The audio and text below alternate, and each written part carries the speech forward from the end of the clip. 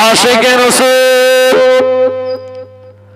সুলতানুল ওয়াজির ছোট হুজুর পীর কেবলা রাহমাতুল্লাহ আলাইহি বলেছিলেন, ও মুরিদ, আমি জুলফিকার আলী সিদ্দিকী ছোট হুজুর ফুরফুরা শরীফের জমিনে আসরের নামাজ আদায় করবার জন্য ওযু করতে বসেছিলাম। হঠাৎ আমার কর্ণগোচর হলো সুন্দরবনের জঙ্গলের দিক থেকে আওয়াজ আসছে, ছোট হুজুর আমার বাগে ধরেছে, ছোট হুজুর আমার বাগে ধরেছে। বাবা মুরিদ, ওই সময় আমি জুলফিকার আলী সিদ্দিকী ওযুর পানিটা ঢেলে দিয়ে আমার ওই ওযুর লোটাটা সুন্দরবনের জঙ্গলের দিকে নিক্ষেপ করেছিলাম। ও বাবা মুরিদ, ছোট হুজুরের লোটাটা ফুরফুরা শরীফ থেকে যে সুন্দরবনের জঙ্গলে বাঘের মুখে লেগে গেল। পুরাতন কাপড় দিয়ে তোমার আব্বা আবু বকরের কাফনটা বানিয়ে দেবে। নতুন কাপড় কিনতে যে টাকাটা লাগতো, ওই টাকাটা দুনিয়ার কোনো সদকায়ে জারিয়ার কাজে দান করে দেবে। একটু জোরে বলুন, একটু মন খুলে বলুন, নারে তাকবীর। কারণ আল্লাহ রাসূল বলেছেন, যে তিনটি সওয়াবের ধারা কবরে জারি থাকে তার ভিতরে এক নাম্বার সাদাকাতুন জারিয়াতুন, সাদাকায়ে জারিয়া। দুনিয়াতে যদি কিছু করে যায় ওই সওয়াবটা তার কবরে জারি থাকবে। জোরে বলুন সুবহানাল্লাহ। তাই আবু বকর সিদ্দিক বললেন, কাফনের কাপড় কম দামি হোক, আমার নেকি যা আছে জানি না কি হবে, তাই আমার নতুন কাপড় কিনতে যে টাকা লাগতো ওটা সাদকায়ে জারিয়া করে দেবে। আরো একবার বলুন সুবহানাল্লাহ। মহব্বতে দরুদ আল্লাহুম্মা। মাইকের মধ্যে মুখ টান আওয়াজ পাচ্ছি না কেন? তো দেখো তো ওটা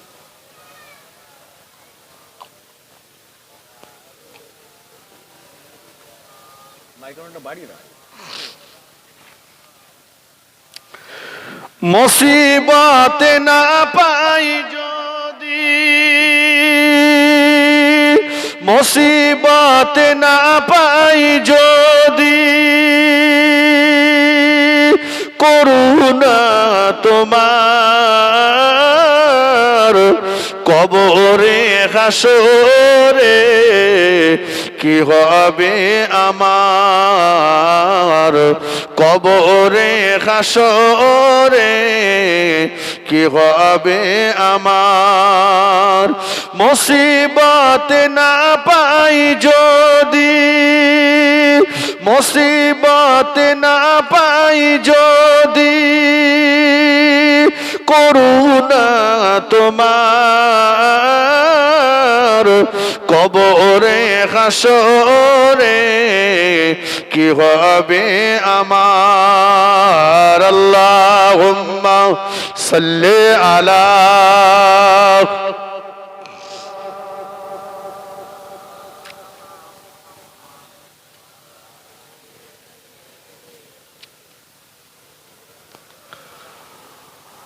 আমার ভাইয়েরা, মুরব্বীরা, আবু বকর সিদ্দিকের মতো মানুষ, আবু বকর সিদ্দিকের মতো মানুষ তিনি বলছেন যে আমার কাফনের কাপড় পুরাতন হোক, কিন্তু টাকাটা সাদকায়ে জারিয়ার কাজে দিও। বলুন, আমরা যারা বসে আছি কবরের জন্য আমরা কি প্রস্তুতি নিয়েছি? কবরের চিন্তা, কবরের ভয়, কবরের চিন্তা, কবরের ভয় আমাদের ভিতরে কতটা আছে? মানুষ আজ কবরের স্থানে দাঁড়িয়ে দাঁড়িয়ে দুনিয়ার গল্প করছে, কথা ঠিক কিনা বলেন? কাউকে দাফন করতে এসছে, সেখানে এসেও গল্প করছে। হযরতে ওমর ফারুক রাদিয়াল্লাহু তাআলা আনহু, মুসলিম জাহানের দ্বিতীয় খলিফা,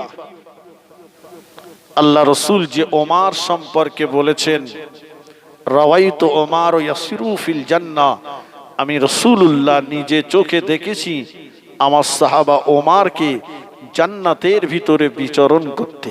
জোরে বলুন।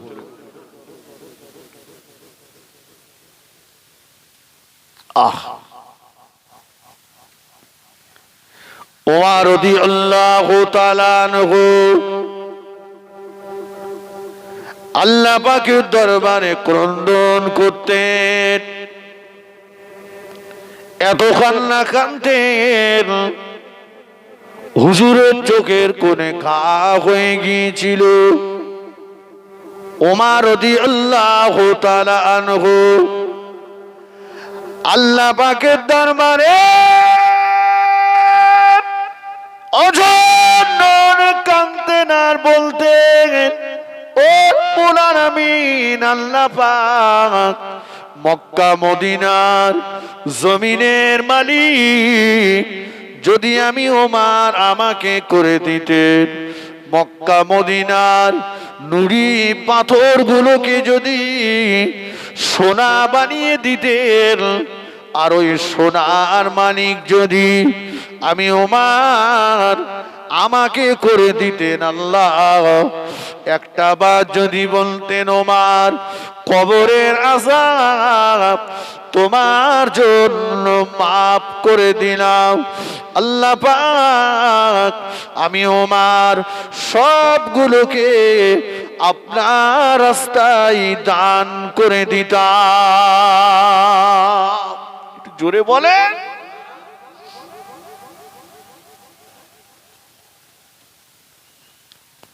আল্লাহু আকবার। যার সম্পর্কে নবী বলছেন, লাউ কানা বাদি নবিয়ান, আল্লাহ যদি আমার পরে কাউকে নবী করতেন, লাকানা ওমর নবিয়া, ওমরকে আল্লাহ নবী করতেন। যে রাস্তা দিয়ে ওমর যেত 40 দিন, সে রাস্তায় শয়তান যেত না। সেই ওমর কাঁদছে, আল্লাহ মক্কা মদিনার জমিনের মালিক যদি আমাকে করে দিতেন, আর শুধু একবার যদি বলতেন, আল্লাহ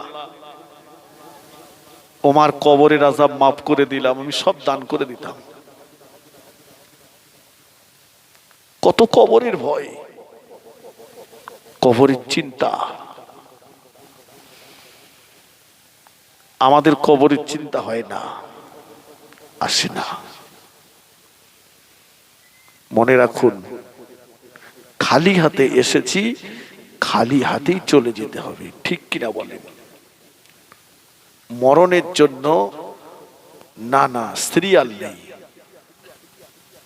আগে ছোট চলে গেছে, বড় রয়ে গেছে, মেজো চলে গেছে, বড় চলে গেছে। কথা বুঝেছেন? কবরের প্রস্তুতি কি নিলাম। আল্লাহ রসুল বললেন, দুনিয়া মাযরাআতুল আখিরা, দুনিয়াটা হলো আখিরাতের খেতিবাড়ি। এই দুনিয়ায়, এই দুনিয়ার জিন্দেগিতে, দুনিয়ার জীবন তোমরা যা উপার্জন করবে, আখিরাতে সেটাই তোমরা করবে, সেটাই খাবে। এখান থেকে তোমরা কবরের পাথেও জোগাড় করে নাও।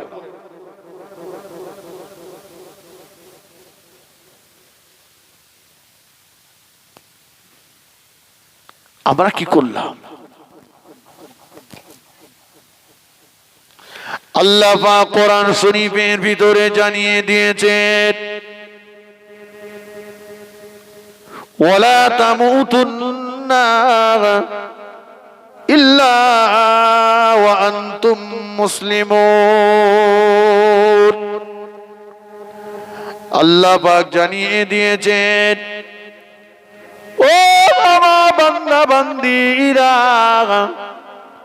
অতক্ষণ পর্যন্ত তোমরা মরো না, ইল্লা ওয়া আনতুম মুসলিমুন, যতক্ষণ না পর্যন্ত পূর্ণ ঈমানদার মুসলমান তোমরা না হবে, পূর্ণ ঈমানদার মুসলমান না হয়ে তোমরা মরো না, ঈমান নিয়ে মৃত্যুবরণ করো। আল্লাহ নবী বললেন, ও আমার সাহাবীরা, মান আখিরু কালামিহি লা ইলাহা ইল্লাল্লাহ ফাদাখালাল জান্নাহ।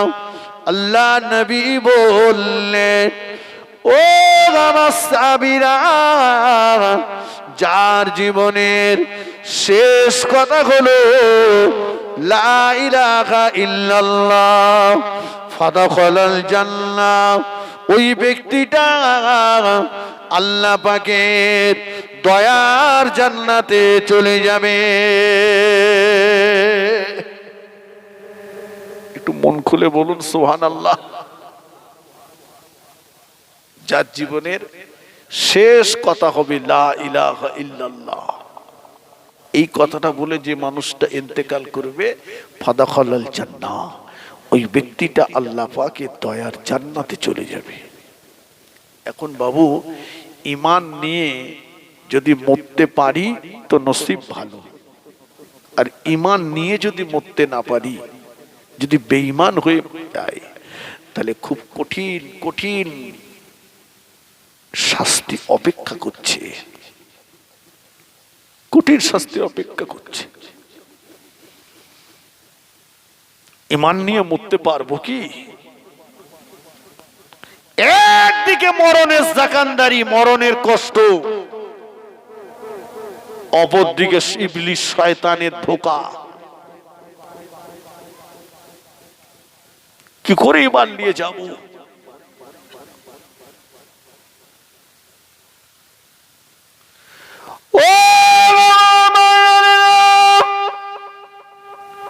আল্লাহ নবী বললেন, ও আমার সাহাবীরা, তোমরা যদি মনে মনে করো তোমাদের মরণের কষ্টটা দূর হয়ে যাক, মরণের কষ্টটা দূর হয়ে যাক, মরণটা তোমাদের সহজভাবে হয়ে যাক, মরণটা তোমাদের আসানের সঙ্গে হয়ে যাক, তোমরা তোমাদের জীবনে তিনটে আমল করো, তিনটে গুণ অর্জন করো, তিনটে আমল করো, তিনটে গুণ অর্জন করো, তোমাদের মরণটা হবে অত্যন্ত সহজ মরণ।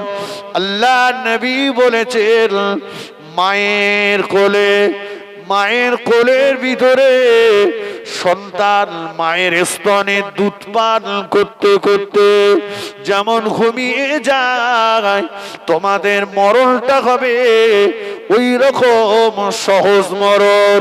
যদি তোমরা তোমাদের জীবনে তিনটে আমল করতে পারো, তিনটে গুণ অর্জন করতে পারো। সাহাবীরা বললেন, ইয়া রাসূলুল্লাহ,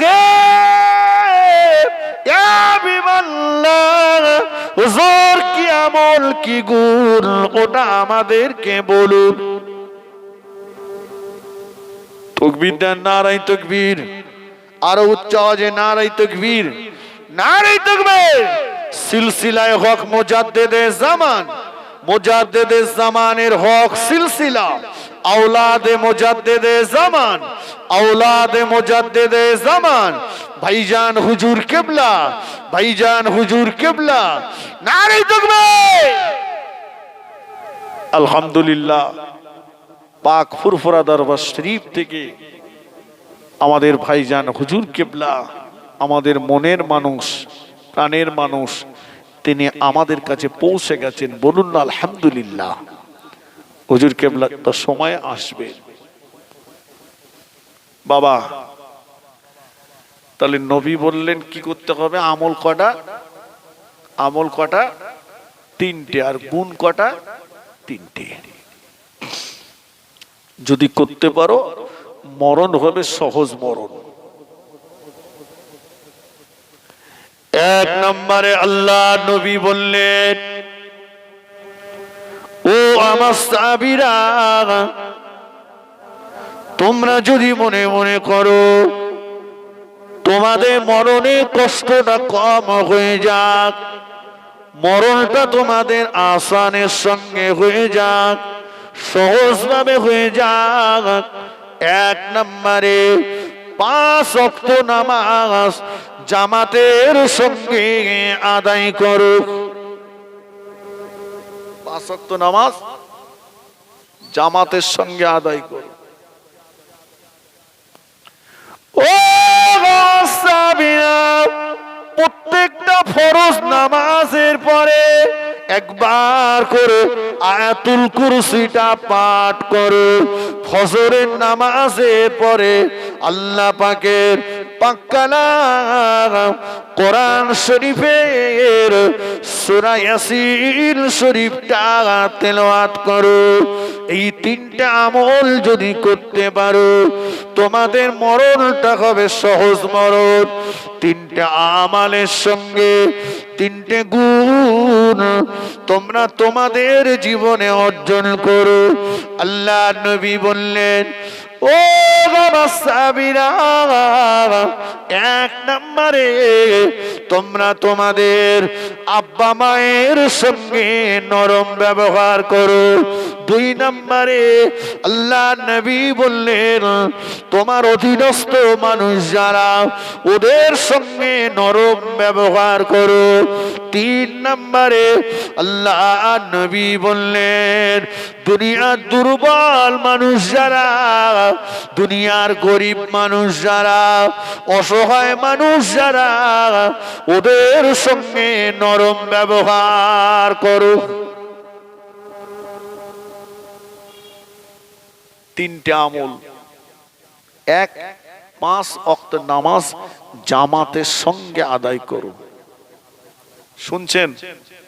2, ফরজ নামাজের পরে ফজরের 2 রাকাত, জোহরের 4 রাকাত, আসরের 4 রাকাত, মাগরিবের 3 রাকাত, ইশার 4 রাকাত, এই ফরজ নামাজের পরে একবার আয়াতুল কুরসি পড়ো। 3, ফজরের নামাজ যেটা ভোরবেলা, এই ফজরের নামাজের পরে সূরা ইয়াসিন শরীফটা তেলাওয়াত করো। তোমাদের মরণটা হবে অত্যন্ত সহজ মরণ। জোরে বলুন। এখন নামাজ যদি না পড়ি 3টের একটাও হবে কি বাবা? না। মাশাআল্লাহ, জলসা তো খড়গাছি, চাঁদপুর, শ্রীরামপুর, খুব একটা রাত বাদ যায় না, ঠিক কিনা বলেন? সব জায়গাতেই হচ্ছে।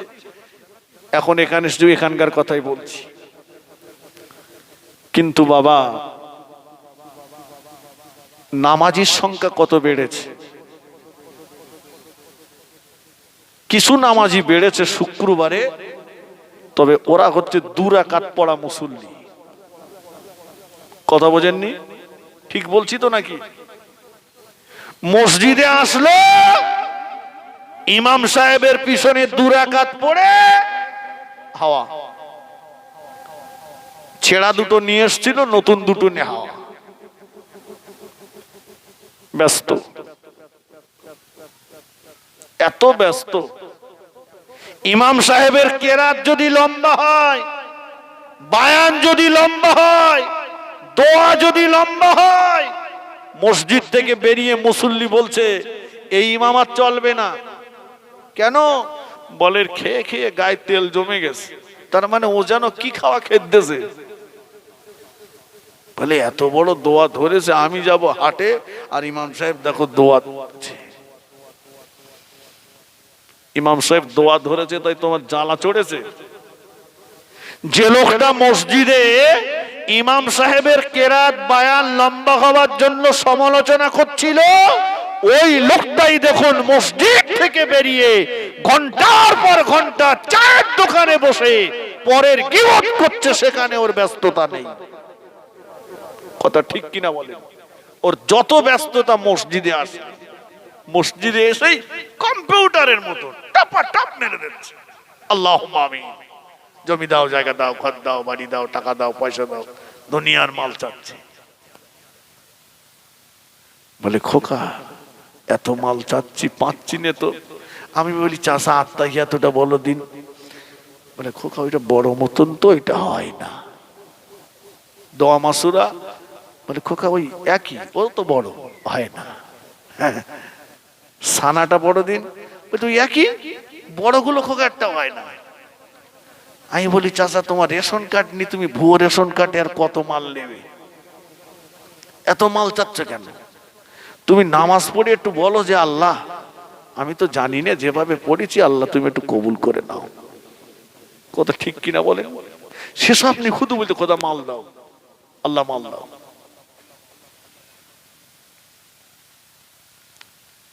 শেখার চেষ্টাও নেই, সময় নেই, ব্যস্ত, শেখার চিন্তাও নেই, শুধু ব্যস্ত। কত ব্যস্ত থাকবে? হ্যাঁ, ব্যস্ততা কেটে যাবে, আর কেউ ব্যস্ত করবে না। মসজিদে এসে একটু সময় দিতে পারলেন না? যুবক ছেলেরা,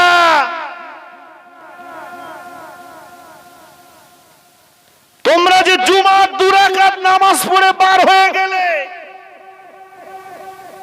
তোমরা জানো এই জুমার ফরজ 2 রাকাতের পরে যে 12 রাকাত নামাজ আছে। ক রাকাত বলেন? ক রাকাত আছে? 12 রাকাত আছে। এই 12 রাকাতের ভিতরে 4 রাকাত নামাজ আছে আখিরি জোহরের নামাজ। কিসের নামাজ বললাম? আখিরি জোহরের নামাজ। মুফতি আজম মেজলা হুজুর পীর কেবলা রহমাতুল্লাহ আলাইহি বলেছেন, বসিরহাটের আল্লামা রুহুল আমিন স্যার রহমাতুল্লাহ আলাইহি বলেছেন, কেউ যদি ইচ্ছাকৃত আখিরি জোহরের নামাজ ছেড়ে দেয়, বছরে তার 52টা জোহর কাজা হওয়ার আশঙ্কা থেকে গেল। কথা বুঝতে পারলো? তুমি ফুরফুরার মুরিদ, তুমি দাদা পীরের মুরিদ। কেমন মুরিদ? তুমি মুরিদ হয়েছো কিন্তু পীরকে মানো না। এ মুরিদ মুরিদ নয়, এ মুনাফিক মুরিদ। কথা ঠিক কিনা বলেন? আমার দাদা পীরের মত আদর্শকে তুমি মিললা? দাদা পীরের আদর্শ, দাদা পীরের মত আল্লাহ পাকের দয়ার জান্নাতে যাওয়ার একটা রাজপথ। জোরে বলুন, একটু জোরে বলেন। অনেকে বলেন তোমরা তো ফুরফুরা সিলসিলা করছো, অনেক জায়গায় তো ফুরফুরা সিলসিলা নেই, তারা কি জান্নাতে যাবে না? বাবা, কলকাতায় যাওয়ার জন্য অনেক রাস্তা আছে, আছে না নাই? এই কথা বলেন। অনেক রাস্তা আছে, কিন্তু আপনি ঘটকপুকুর থেকে যদি সোজা সায়েন্স সিটি হয়ে যদি মা ফ্লাইওভারটা ধরেন, আপনার রাস্তাটা সহজ হলো না কঠিন হলো? কথা বলেন। সহজ হলো, ধর্মতলাতে গেলেন। জি, তো দাদা পীরের সিলসিলা, দাদা পীরের মতাদর্শটা হলো আল্লাহ পাকের দয়ার জান্নাতে যাওয়ার একটা রাজপথ। জোরে বলুন, একটু মন খুলে বলেন। আমার দাদা পীর, দাদা হুজুর পীর কেবলা রহমাতুল্লাহ আলাইহি, তিনি শুধু তসবিহ টেপা মানুষ ছিলেন না, ওয়াজ করা মানুষ ছিলেন না, তিনি 40টা হাদিসের কিতাবের উপরে পরীক্ষা দিয়ে মৌলানা ডিগ্রি অর্জন করেছিলেন। জোরে বলেন, একটু মন খুলে বললে না।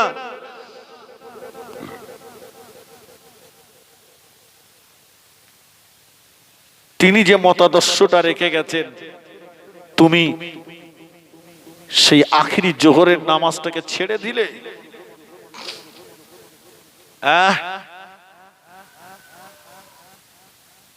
সোনার ছেলেরা, দাদা পীরের সিলসিলার এই দামানটাকে মজবুতের সঙ্গে আঁকড়ে ধরো। আখিরি জামানা, ফিতনার জামানা, কত কি বার হয়েছে, কথা ঠিক কিনা বলেন না? কেউ আবার বলছে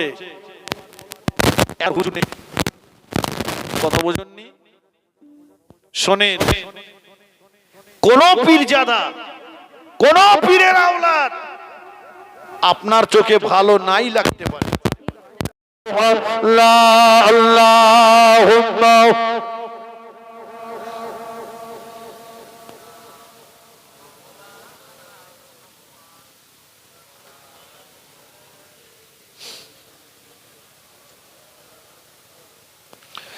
এতগুলো মানুষ একটু মন খুলে পড়ে না আল্লাহুম্মা।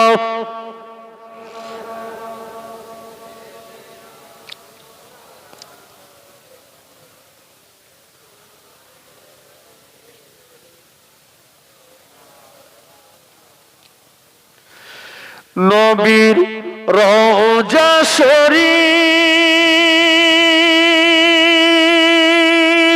দেখে মন ভরে না, দিদার দাও গো শাহে মদিনা। নবীর রওজা শরীফ দেখে মন ভরে না, দিদার দাও গো শাহে মদিনা। আল্লাহুম্মা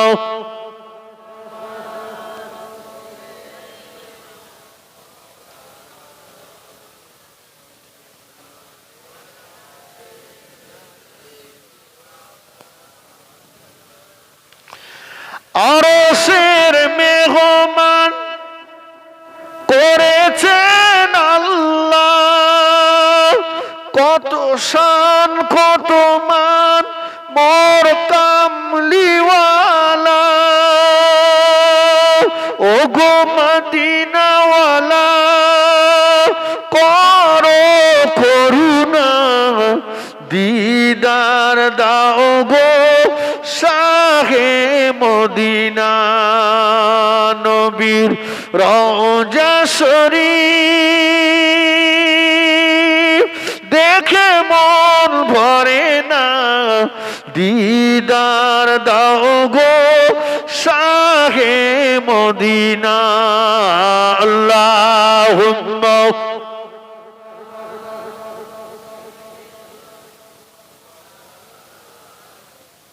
বলেন। এই চাঁদপুরি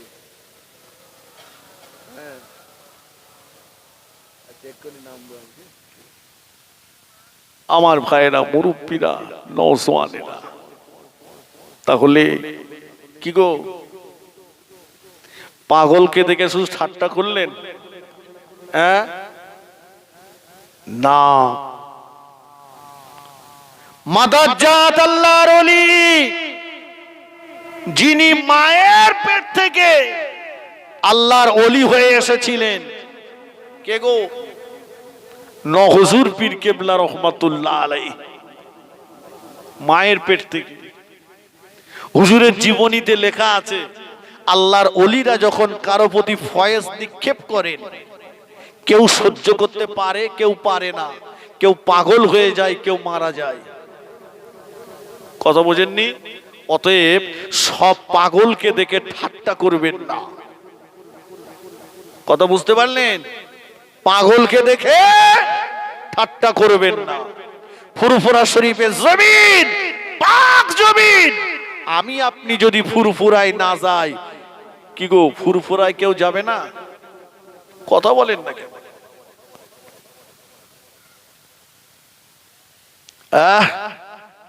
মুফতি আজম মেজলা হুজুর পীর কেবলা রহমাতুল্লাহ আলাইহি অসুস্থ, বিমারি। হুজুর একা একা উঠতে পারেন না, বসতে পারেন না।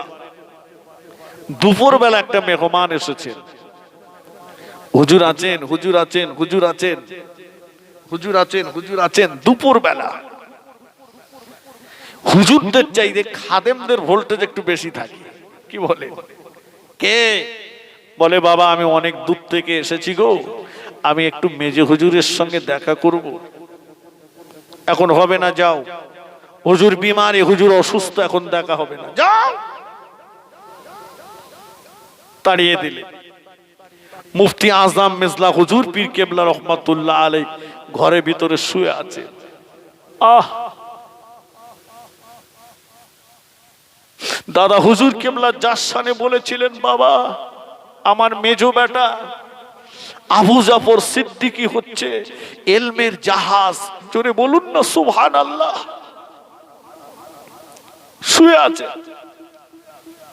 চোখ দুটো। খাদেমদারকে ডাকলেন, বাবা খাদেমদার। জি হুজুর। শোনো, মেহমানকে তাড়িয়ে দিলে? হ্যাঁ, মেহমান তাড়িয়ে দিলে। যাও মেহমানকে খুঁজে নিয়ে এসো, কোথায় আছে দেখো। খাদেমদার বাইরে বেরিয়ে রাস্তায় দোকানে বাজারে খুঁজছেন, খুঁজে খুঁজে খুঁজে খুঁজে কোথাও পেলেন না। এসে বলছেন, হুজুর মেহমানকে পেলাম না। পেলে না বাবা? না, পাইনি। মুফতি আজম মিজলা হুজুর পীর কেবলা রহমাতুল্লাহ আলাইহি এক মুহূর্তের ভিতরে হুজুর আমার চোখ দুটোকে একটু বন্ধ করলেন, চোখ দুটোকে সঙ্গে সঙ্গে আলগা করলেন। ও বা খাদেমদার, ও বা খাদেমদার, মেহমানকে পেলে না বাবা? না হুজুর, পেলাম না।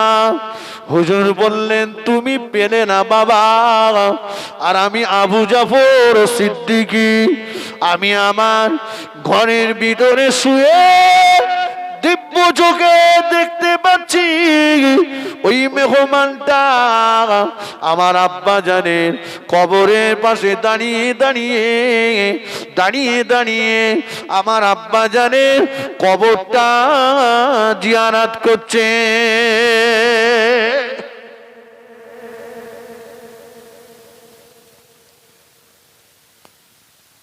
চোখ কটা? একে চন্দ্র, দুয়ে পক্ষ, তিনে নেত্র। নেত্র মানে চোখ। চোখ কটা? হ্যাঁ, তিনটে। আমাদের আছে কটা? তাহলে আরেকটা কি ভুল পড়লাম নাকি? না, আরেকটা হচ্ছে অন্তরের চোখ, যে চোখটা খুলতে গেলে আল্লাহর ওলি, হাক্কানি আল্লাহর ওলি মাহবুব বান্দাদের সোহবতে যেতে হবে। কত বোঝনি? মেজো হুজুর কেবলা অন্তর্চক্ষু দিয়ে দেখলেন খাদেমদার দাদা হুজুরের মাজার জিয়ারত করছে। জোরে বলুন না সুবহানাল্লাহ। চলে গেলেন, যে ডাকলেন, হুজুর ডাকছেন, হুজুর ডাকছেন। পাগলের মতো এসে হুজুরের খাস কামরার ভিতরে ঢুকে হুজুর শুয়ে আছেন, হুজুরের পাশে হুজুরের বালিশের ঠেস দিয়ে কথা বলছেন। আচ্ছা বাবা, হুজুরের পাশে কাঁধ হয়ে যে মানুষটা হুজুরের বালিশের ঠেস দিয়েছেন, কি মনে হবে? নিশ্চয়ই লোকটা হুজুরের খুব পরিচিত, খুব কাছের। তা না হলে এত কাছে যায় কি করে? খাদেমদার তো ঘরে ঢুকে ওর মাথা গরম হয়ে গেল। কে বেয়াদব! মেজো হুজুর কেবলার বিছানা এইভাবে। মিজলা হুজুর কেবলা বললেন, বাবা খাদেমদার তুমি এখন যাও, বাবা তুমি যাও। খাদেমদার চলে গেল। মেহমান বেশ কিছুক্ষণ গল্প করে মেহমান চলে গেল। খাদেমদার ঢুকলো। মিজলা হুজুর পীর কেবলা রহমাতুল্লাহ আলাইহি বলেছিলেন, ও বাবা খাদেমদার, তুমি কি এই মেহমানকে চেনো বাবা? না হুজুর চিনি না। তবে বেয়াদব বললে কেন? ও বাবা খাদেমদার, চেনো না জানো না, এমনটি বললে কেন? ও বাবা খাদেমদার, শুনে রাখো, এই মেহমান দুনিয়ার অন্য কোন সাধারণ ব্যক্তি নন। ইনি হলেন হিন্দুস্তানে বাদশাহ খাজা গরিবে নওয়াজ মাইনুদ্দিন চিশতি আসমিরি রহমাতুল্লাহ আলাইহি। ও খাদেমদার, ইনি হলেন হিন্দুস্তানে বাদশাহ খাজা গরিবে নওয়াজ মাইনুদ্দিন চিশতি আসমিরি রহমাতুল্লাহ আলাইহি। আমি মেজে হুজুর, আমি বিমারি, আমি অসুস্থ। খাজা গরিবে নওয়াজ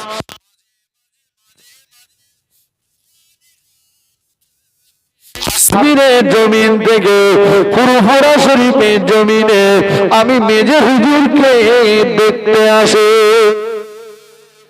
আর একটু বলে সুবহানাল্লাহ। বাবা, আমরা যদি ফুরফুরায় না যাই, কেউ যাবে না? যাবে না? কথা বলেন। খোদ খাজা গরিবে নওয়াজ আসছেন মেজে হুজুর কেবলাকে দেখতে। কি সম্পর্ক! যাদের পারিবারিক সমস্যার সমাধানটা খোদ আমার রাসূলুল্লাহ করতেন। একটু জোরে বলুন সুবহানাল্লাহ। যাদের পারিবারিক সমস্যার সমাধান রাসূলুল্লাহ করতেন। একটা প্রমাণ দিয়ে অন্যদিকে আল্লাহর ওলি নহুজুর পীর কেবলা রহমাতুল্লাহ আলাইহি একটু পান খেতেন। কি খেতেন বললাম? পান খেতেন, চুন সুপারি দিয়ে। তো দাদা হুজুর কেবলা দেখতে পেয়ে একদিন বললেন, বাবা নাজমুস শাহাদাত, কবে থেকে পান খাচ্ছ? আব্বা বলেছেন, এ তো বেয়াদব ছেলে নয়। এখন তো বাপ একটা বললে ছেলে পাঁচটা শোনায়। কথা ঠিক কিনা বলে? মাথাটা নিচু করে আছে। নিজে নিজেই নিয়ত করে নিলেন পান আর খাবেন না, ছেড়ে দিলেন পান খাওয়া। বেশ কিছুদিন পরে দাদা হুজুর পীর কেবলা রহমাতুল্লাহ আলাইহি নিজে একটা পান সেজে নিয়ে এসে বলছে, বাবা নাজমুস শাহাদাত, এই নাও, এই পানটা তুমি খাও। হুজুর পীর কেবলা চিন্তা করলেন, সেদিন আব্বাজান আমাকে পান খাওয়ার জন্য তাম্বি করলেন, আজকে আবার আব্বাজান আমাকে পান দিচ্ছেন, ব্যাপারটা কি? কথা বুঝুনি? হয়তো আমার পান খাওয়া চালু আছে কিনা আব্বাজান পরীক্ষা করছেন, হাত বাড়াচ্ছেন না। আছে দাদা হুজুর পীর কেবলা রহমাতুল্লাহ আলাইহি চোখ দিয়ে টপ টপ করে পানি টোসা গড়িয়ে যায়। জানার ছোট হুজুর পীর কেবলা আশিকে রাসূল ছিলেন। ফুরফুরা শরীফের জমিনে বসে বসে নাত পড়তেন। আর আমার রাসূলুল্লাহ মদিনা শরীফ থেকে রূহানি হালতে ফুরফুরা শরীফের জমিনে এসে ছোট হুজুর কেবলার সঙ্গে দেখা করতেন। জোরে বলেন, একটু মন খুলে বলবেন না? একটু জোরে বলেন। সুন্দরবন থেকে একজন এসছেন, হুজুর হুজুর এই দেখেন আমার বাঘে ধরেছিল হুজুর, আমার বাঘে ধরেছিল। বাঘে ধরেছিল হুজুর? জি। ছোট হুজুর কেবলা বলছে, না খ্যাপা, তোর বাঘে ধরলো তো তুই মাসলি কি করে? বলছে, হুজুর এই দেখেন দাগ আছে, সব বাঘে ধরেছিল। হুজুর আমার যখন বাঘে ধরেছিল আমার কিচ্ছু মনে আসে না, আমি শুধু তখন বললাম, ছোট হুজুর আমার বাগে ধরেছে, ছোট হুজুর আমার বাগে ধরেছে, ছোট হুজুর আমার বাগে ধরেছে। তারপরে আমি দেখলাম কি একটা এসে বাঘের মুখে শ্যাট করে মারলো, আর বাঘটা আমাকে ছেড়ে দিয়ে কেউ কেউ করে পালিয়ে গেল। জোরে বলেন, মন খুলে বলেন। বাবা বাঘের মুখে কি পড়লো তুমি দেখোনি? জি হুজুর দেখেছিলাম। কি ছিল ওটা? লোটা, একটা লোটা। কি ছিল? লোটা। ছোট হুজুর পীর কেবলা রহমাতুল্লাহ আলাইহি বললেন, বাবা সময়টা আসরের সময় ছিল তাই না? জি হুজুর আসরের সময় ছিল, কিন্তু হুজুর আপনি জানলেন কি করে? কথা বুঝতে পেরেছেন? ছোট হুজুর কেবলা বলছেন, বাবা সময়টা আসরের সময় ছিল তাই না? মুরিদ বলছে, জি হুজুর আসরের সময় ছিল, কিন্তু আপনি ওটা জানলেন কি করে হুজুর? আশিকে রাসূল সুলতানুল ওয়াজির ছোট হুজুর পীর কেবলা রহমাতুল্লাহ আলাইহি বলেছিলেন, ও মুরিদ, আমি জুলফিকার আলী সিদ্দিকী ছোট হুজুর ফুরফুরা শরীফের জমিনে আসরের নামাজ আদায় করবার জন্য ওযু করতে বসেছিলাম। হঠাৎ আমার 15 বছর হলো সুন্দরবনের জঙ্গলের দিক থেকে আওয়াজ আসছে, ছোট হুজুর আমার বাগে ধরেছে, ছোট হুজুর আমার বাগে ধরেছে। বাবা মুরিদ, ওই সময় আমি জুলফিকার আলী সিদ্দিকী ওযুর পানিটা ঢেলে দিয়ে আমার ওই ওযুর লোটাটা সুন্দরবনের জঙ্গলের দিকে নিক্ষেপ করেছিলাম। ও মুরিদ, ছোট হুজুরের লোটাটা ফুরফুরা শরীফ থেকে যে সুন্দরবনের জঙ্গলে বাঘের মুখে লেগে গেল। সকলে উঠে